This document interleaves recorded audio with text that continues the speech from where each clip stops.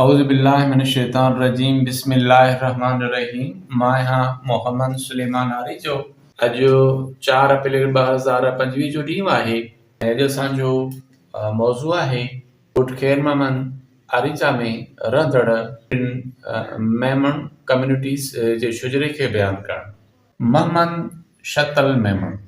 मोहम्मद शतल 1968 धारे खैरपुर मीरस ॻोठ सोभो देरो मां रज़ल मोहम्मद मेमण ॻोठ मां लॾे अची गुड ख़ैर मोहम्मद आरिजा में रहाइश पज़ीर थियनि था। मोहम्मद शतल खे 3 पुट आहिनि: अहमद अली, मोहम्मद अली, उमैद अली।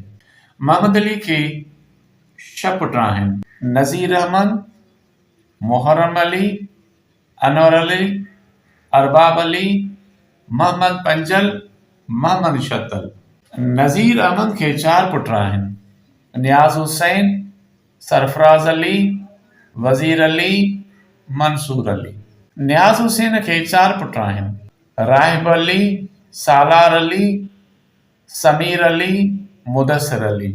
सरफराज खे 1 पुट आहे: मुसविर अली। वज़ीर अलीअ खे 3 पुट आहिनि: फरहान अली, फराज़ अली, मेहरान अली। अनवर अलीअ खे 5 पुट आहिनि: अकबर अली, मोहम्मद अली, अहमद अली, अली रज़ा, अंसर अली।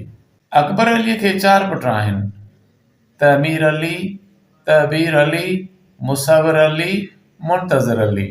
अरबाब अलीअ खे 2 पुट आहिनि: हादन, उमीद अली। हादन खे 1 पुट आहे: मुज़मिल अली। उमैद अलीअ खे 1 पुट आहे: सनागर। मोहम्मद पंजल खे 2 पुट आहिनि: इंज़माम अली, अरशद अली। इंज़माम अलीअ खे 2 पुट आहिनि: बासित अली, अब्दुल्ला।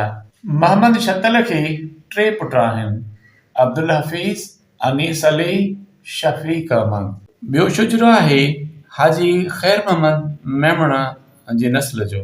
हाजी ख़ैर मोहम्मद मेहराबपुर लॻ खां यार मोहम्मद खोखर ॻोठ मां लॾे अची गुड ख़ैर मोहम्मद आरिजा में रहाइश इख्तियार कनि था। हाजी ख़ैर मोहम्मद खे 1 पुट आहे: बाग़ अली। बाग़ अलीअ खे 3 पुट आहिनि: मंज़ूर अली, अनवर अली, मुश्ताक अली। मंज़ूर अलीअ खे 2 पुट आहिनि: अली ॾिनो, तौक़ीर अली। अली ॾिने खे 2 पुट आहिनि: ज़मन अब्बास, कदम अब्बास। अनवर अलीअ खे 6 पुट आहिनि: मुनवर अली, ख़ैर मोहम्मद, बहादुर अली, हमीर अली, नादिर अली, माणिक अली। मुनवर अलीअ खे 2 पुट आहिनि: वारिस अब्बास, सदाए अब्बास। मुश्ताक अलीअ खे 2 पुट आहिनि: सुहेल अहमद, तुफ़ैल अहमद। जज़ाकल्लाह।